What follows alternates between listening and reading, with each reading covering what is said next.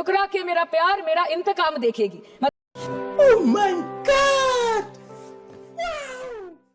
So hello friends, आइए आप सबको डेली की तरह एक मजेदार सीन दिखाता हूँ।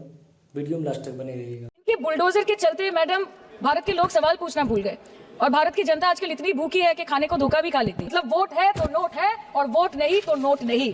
में 20 करोड़ नौकरी, उन नौकरियों का क्या हुआ, उन वादे का क्या हुआ? मैं बस उन्हें यही कह पाती हूँ कि पत्ते तो झड़ते हैं उठाता है कोई कोई, वादे तो सभी करते हैं निभाता है कोई कोई।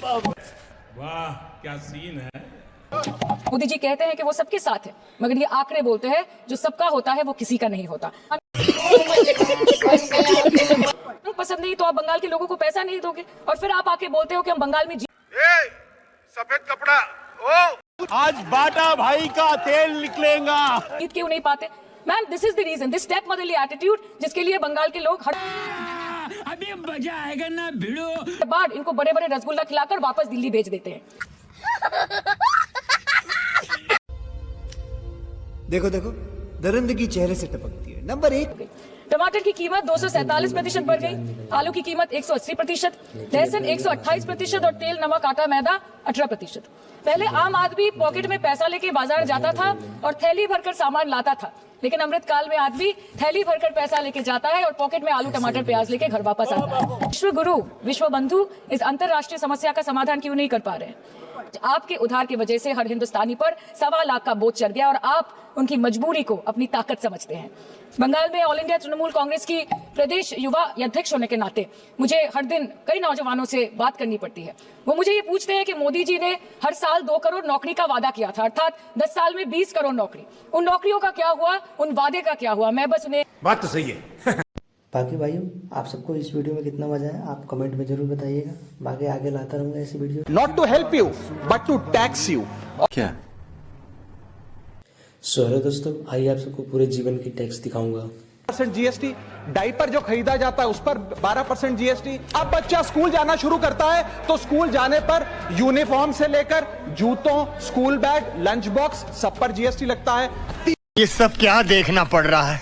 तीसरी अवस्था जीवन की, टीनेज ईयर्स, यंग जवान लड़का लड़की अपना पहला स्मार्टफोन खरीदते हैं, उस स्मार्टफोन पर जीएसटी लगता है। फिर वो अपना फोन रिचार्ज कराता है, उस पर जीएसटी लगते हैं। ब्रॉडबैंड इंटरनेट का कनेक्शन लेता है, उस पर जीएसटी लगता है। जीवन की चौथी अवस्था, 4th stage of life, higher education की। आप यदि प्राइवेट कॉलेज में पढ़ रहे हैं तो प्राइवेट कॉलेज की ट्यूशन फी पर जीएसटी लगता है। हॉस्टल में रह रहे हैं या पीजी का रेंट भर रहे हैं तो उस पर जीएसटी लगता है। स्टूडेंट लोन की प्रोसेसिंग फी पर जीएसटी लगता है। किताबों से लेकर लैपटॉप तक जीएसटी लगता है। अब आते हैं 5वीं अवस्था पे, जब वो अपना करियर शुरू करता है तो अरे कहना क्या चाहते हो? नौकरी में आमदनी अनुसार उसके स्लैब रेट के हिसाब से उस पर टीडीएस पहले काटा जाता है, मानो जेब काटी जा रही हो, और फिर इनकम टैक्स वसूला जाता है। मालिक बस बहुत हो गया, आज तो इस बात का फैसला कल ही डालते हैं। ब्रीफकेस हो, लैपटॉप हो, इन सारी चीजों की खरीद पर सरकार जीएसटी लेती है। यहाँ पे क्या हो रहा है? उसकी आमदनी भी पीक पर होती है और उसका टैक्सेशन भी पीक पर होता है। अप्रेजल होता है, प्रमोशन होता है, बोनस मिलता है और हाई टैक्स स्लैब के चलते वो अपनी कमाई का एक अधिकांश हिस्सा इनकम टैक्स में सरकार को जमा कराता है। फिर इंसान शादी करता है, इस बीच तो बैंक्वेट हॉल बुक करता है, उस बैंक्वेट हॉल की बुकिंग पे टैक्स भरता है। अभी मजा आएगा ना भिड़ो। ज्वेलरी खरीदता है, उस पर जीएसटी भरता है। वेडिंग इनविटेशन से लेकर ब्राइडल मेकअप से लेकर हनीमून के ट्रैवल तक हर चीज पर सरकार आपसे जीएसटी वसूलती है। कहाँ फंस गया भाई ये क्या? रिटायरमेंट, इस फेज में इंसान चाहता है आरामदायक जीवन जिया जाए, लेकिन इस अवस्था में भी सरकार पेंशन और इंटरेस्ट इनकम पे आपसे टैक्स लेती है। बूढ़ा हो जाता है, दवाई इलाज की जरूरत पड़ती है तो हेल्थ केयर बिल पर, दवाइयों पर आपसे जीएसटी लिया जाता है। और 8 कौन है ये लोग? कहां से आते हैं? मरता है तो उसके अंतिम संस्कार में देसी घी, चंदन वुड, नारियल इत्र जैसा सामान इस्तेमाल होता है, उस पर भी जीएसटी लगता है। और जब उसके मरने के उपरांत अखबार में ऑबिचरी की इश्तेहार छपाया जाता है, उस पब्लिकेशन ऑफ ऑबिचरी न्यूज़पेपर पर भी 5% सरकार जीएसटी लेती है। सफेद कपड़ा ये है life cycle of taxation model. तो हो गया ना फैसला? नहीं बदला।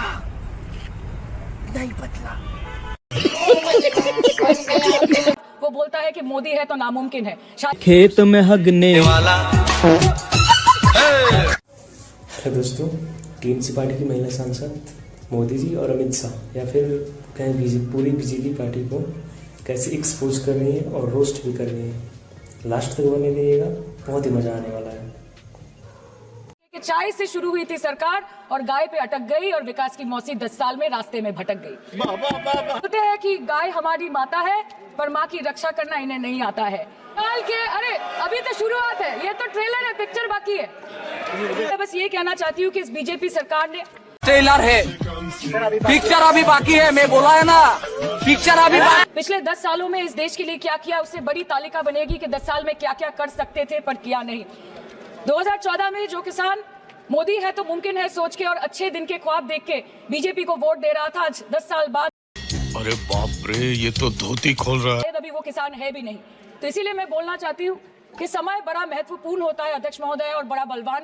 बंगाली में हम एक बात बोलते हैं कि समय गेले साधन होबे ना। इसका मतलब यही है कि अगर समय चला गया तो साधना नहीं होगी, अगर भक्त रूठ गए तो आराधना नहीं होगी। और 3 से 303 से 240 के आंकड़े बोलते हैं कि इस बार जो आप चले गए तो दोबारा लौटने की संभावना नहीं होगी। नीति आयोग की जो मीटिंग हुई थी वहां पे हमारी माननीय मुख्यमंत्री, जो देश की एकमात्र महिला मुख्यमंत्री भी है, उनका माइक बीच राह में ऑफ कर दिया गया था। वो में 1,12,000 किसानों ने इस देश में आत्महत्या की। 30 किसान हर दिन अपनी जान ले लेते हैं। Infected by the viral lumpy skin disease across several states and a whopping 2.4 lakh cattle died within months. बिल्कुल भाइयों, इन सारी चीज़ों पर सरकार को ध्यान देना चाहिए। बाकी आपकी क्या राय है कमेंट सेक्शन में जरूर बताइएगा। आपको कैसा लगा ये वीडियो, इन सारी चीज़ों को बताइएगा। धन्यवाद। कि देश के प्रधानमंत्री पढ़े लिखे तो होने चाहिए। इस सज्जन को क्या तकलीफ है भाई, क्या तकलीफ है इनको?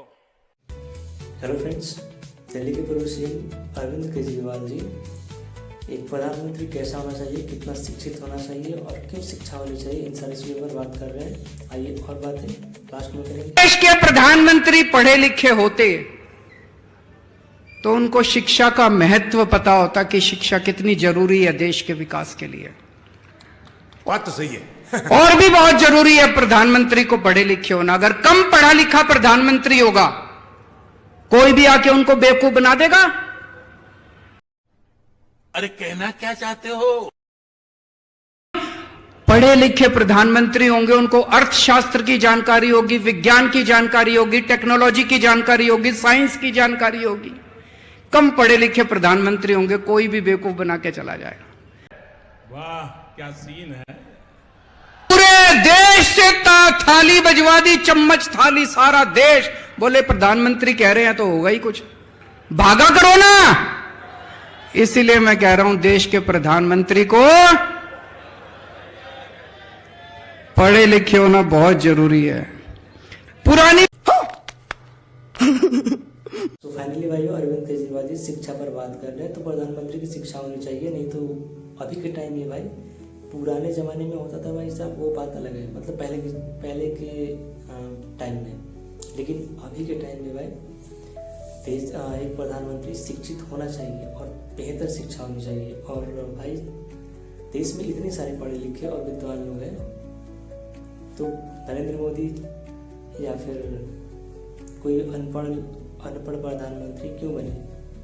अभी के टाइम में भाई मेरे हिसाब से एक बेहतरीन प्रधानमंत्री बनने लायक है, वो है आम जनता पार्टी के राघव चड्ढा जी। उनसे बेहतर मेरे लिए अगले पीएम के रूप में कोई बेहतर नहीं दिख रहा। बाकी आप सब अपनी कमेंट पर राय बताइएगा। धन्यवाद, मिलते हैं अगले वीडियो में। ये रोशनी चांद से होती है, सितारों से नहीं। मोहब्बत दीदी से होती है, किसी शाह या मोदी से नहीं। टीएमसी को सबक सिखाना बहुत जरूरी है। सो हेलो दोस्तों, टीएमसी सांसद भाई रोस्ट बीजेपी, बहुत मजा आने वाला है। लास्ट तक बने रहिएगा। यहाँ छोटे से छोटा टीएमसी का नेता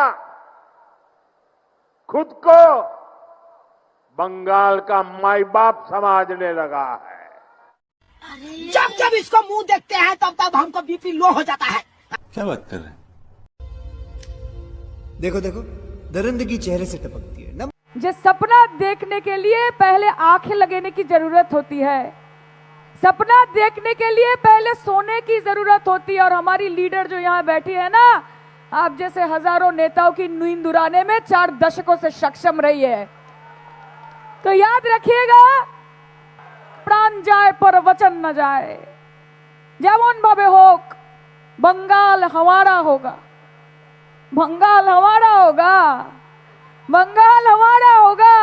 अरे पश्चिम बंगाल ममता बनर्जी का था, उनका है और आगे जाके भी उन्हीं का रहेगा।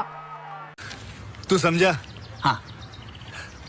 नहीं तू समझा नहीं। এখানে হিন্দু মুসলমান করবে, এখানে ওইসব হবে না। चलो भाई देखो अब मैं क्या करता हूँ। No tension, no tension, tension लेने का नहीं, टेंशन देने का। सब समय ঠান্ডা ঠান্ডা কুল কুল, জিতবে শুধু তৃণমূল, কোনো ব্যাপার নেই। হঠাৎ শুনছি বিজেপি বলছে যে 21 राज्य हमारा है, फिर भी हमको चैन नहीं गंवारा है।